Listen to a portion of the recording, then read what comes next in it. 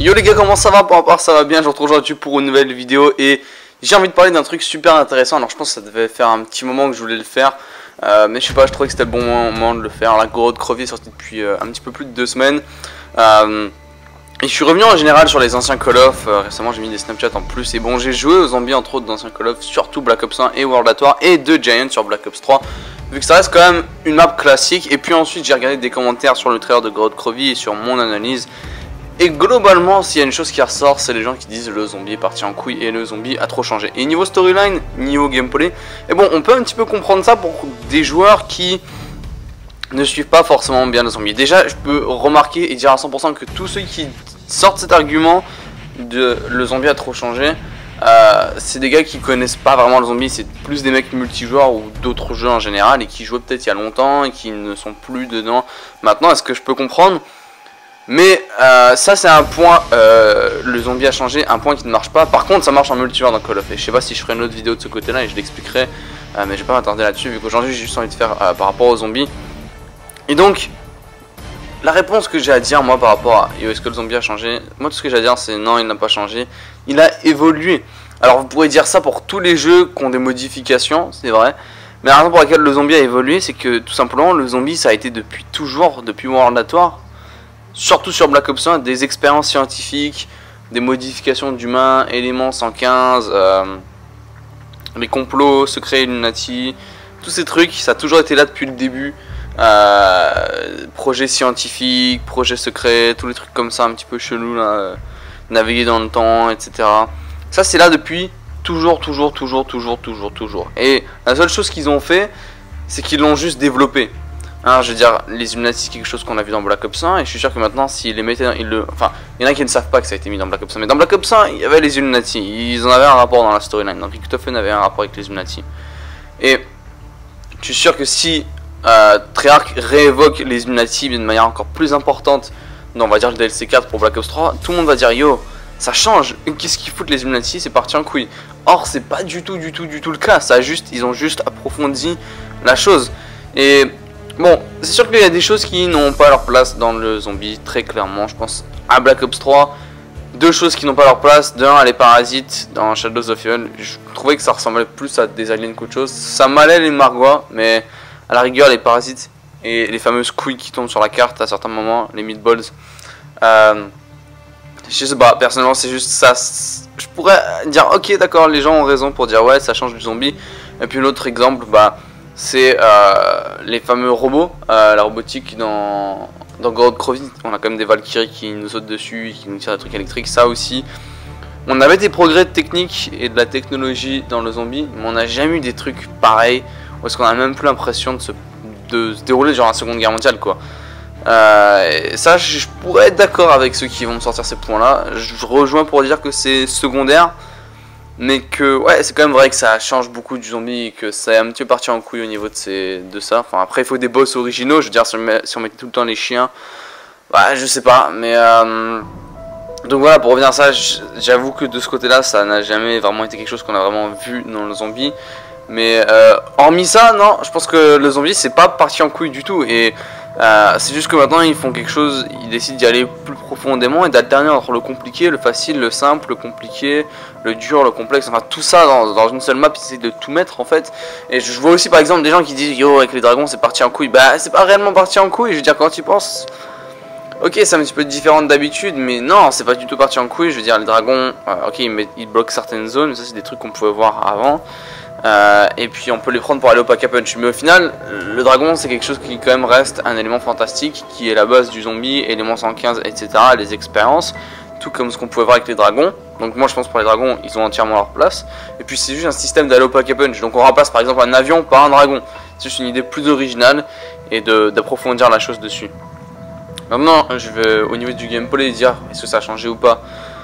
Bah franchement, j'ai vu beaucoup de gens se plaindre par rapport à plusieurs éléments dans le gameplay. Bon, les Gobblegum, ça change, etc. Mais c'est à la fois qu'on essaie de, je pense, rendre le jeu à la fois accessible et à la fois plus compliqué pour tout le monde. Je veux dire, il y a beaucoup plus de facilité à faire des hautes manches dans Black Ops 3. Regardez à quelle facilité j'ai de faire des manches 50 sur toutes les cartes. Alors que ça, j'étais pas capable sur Black Ops 2 par exemple. Certaines maps, c'était vraiment compliqué. Bon, je pouvais par exemple Die Rise, mais certaines cartes, c'était vraiment compliqué. Et les Gobblegum, certains éléments ont permis vraiment ce changement et ont permis en fait que tout le monde puisse accéder aux zombies d'une autre facette, tout le monde puisse upgrade. Et après je suis d'accord que le processus par exemple pour faire certains arcs ou d'autres choses dans le zombie en général c'est super compliqué, mais à la fois il est rendu accessible pour tout le monde parce que par exemple on a les... Ok, admettons tu veux pas faire les arcs sur Der Eisendrache, j'ai un très bon exemple pour vous, tu veux pas faire les arcs, le processus est trop long, le zombie est parti en couille, ok. Donc tu fais pas l'arc, ok. Enfin à la rigueur tu nourris les loups, ou voilà, ok, ou le dragon, enfin c'est des loups, comme dans Mob of the Dead. À la rigueur tu le fais, t'as ton arc de base, ok, tranquille.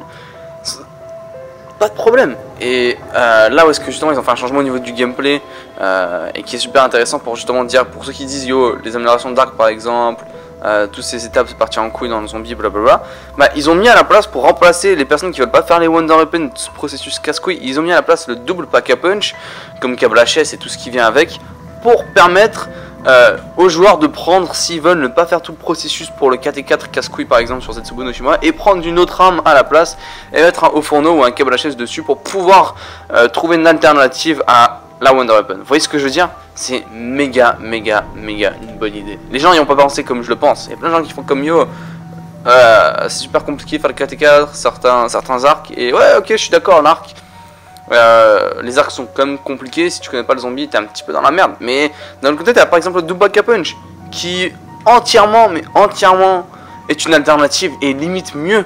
Alors ils l'ont rajouté dans Black Ops 3 et j'ai pas trop vu de gens s'en plaindre, mais c'est juste pour dire que c'est un énorme changement dans le zombie en général et que ça justifie les points, parce qu'il y en a plein qui disent ouais KT4, Wonder Weapon à construire, des étapes c'est casse-couille. Je suis d'accord, c'est chiant, par exemple KT4 j'arrive pas à supporter ça. Si je joue à Zetsubo, je ferai pas le KT4. C'est juste chiant. Mais pour par exemple un arc, si un débutant, un gars qui quand même joue un petit peu aux zombies vite fait, bah il a pas à faire ses arcs, pas de problème. Il peut faire à la place les alternatives pack a punch comme j'ai dit, et ça remplace tout de suite la chose. Et c'est là parce que c'est super intéressant. Et je pense juste que Treyarch a fait un bon travail là-dessus. Donc au niveau du gameplay, je pense pas vraiment que c'est parti en couille.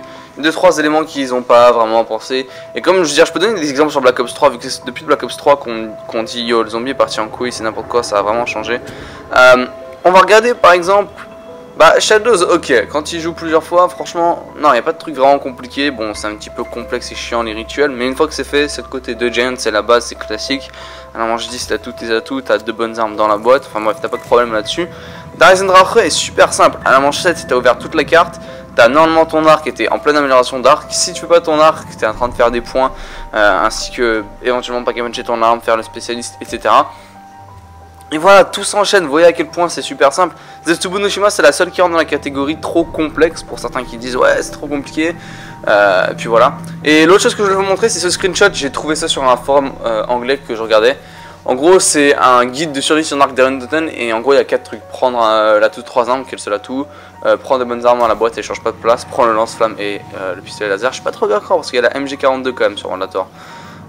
Et ça disait camp ici, et ça disait n'ouvre pas cette porte. Littéralement c'était les 4 choses que tu avais sur Arc d'Iron Totten à savoir, et tu pouvais aller super loin. Mais il y a plein de gens aussi qui disent par exemple Kino d'Iron Totten il faut un remake, mais Kino les potes, le pack a punch tu l'actives en 2 secondes, littéralement t'as 5-6 portes, 4-5 emplacements de boîte, c'est tout. Il y en a plein qui disent je veux un remake de Kino, mais un remake de Kino, ok, petit coup de nostalgie ça serait cool par exemple, mais je pense pas que les gens réalisent. Oui, vous pouvez revenir sur Black Ops 1 et y jouer, ça va vous faire plaisir, mais je pense que ça va vraiment casser les couilles de jouer à Kino et rejouer à Kino. Je veux dire, regardez la rejouabilité de Der Eisendrache, c'est un miracle ce qu'ils ont fait avec cette map. Quand ils jouent la première fois, ainsi que maintenant pour la 10 millième fois pour moi, il y a toujours autant de fraîcheur. La carte est toujours aussi cool à jouer, c'est tout le temps frais, c'est incroyable. Et Kino, je veux dire, les gens ils disent ouais je vais revenir à la base et je vais avoir une carte comme Kino.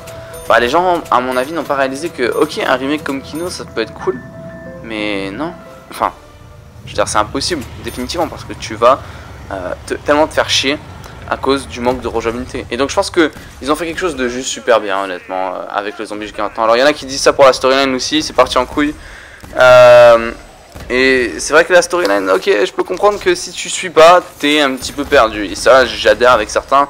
Où est-ce que la storyline est partie en couille avec ses univers, etc. C'est des trucs qui, je pense, peut-être même depuis Black Ops 1 existaient déjà. Je suis sûr que si on retourne sur Black Ops 1, il y a des teasers de changement d'univers, de multi-univers, des trucs comme ça.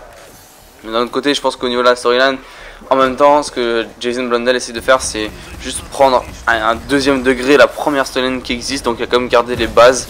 Et c'est la raison pour laquelle on peut quand même suivre. Et il essaie juste d'expliquer en fait. C'est juste que ça paraît compliqué parce que il ressort des personnages qu'on a entendus une fois et il ressort d'un coup. C'est juste ça en fait. Mais au niveau de la storyline, je peux être d'accord pour que pour certaines choses, on peut ne pas suivre, comme la couleur des yeux. Il a décidé de faire quelque chose de nouveau avec les mécanismes.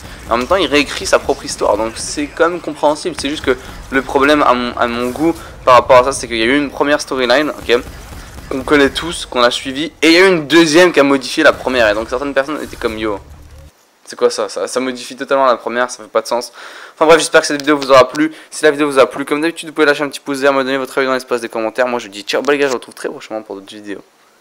Peace.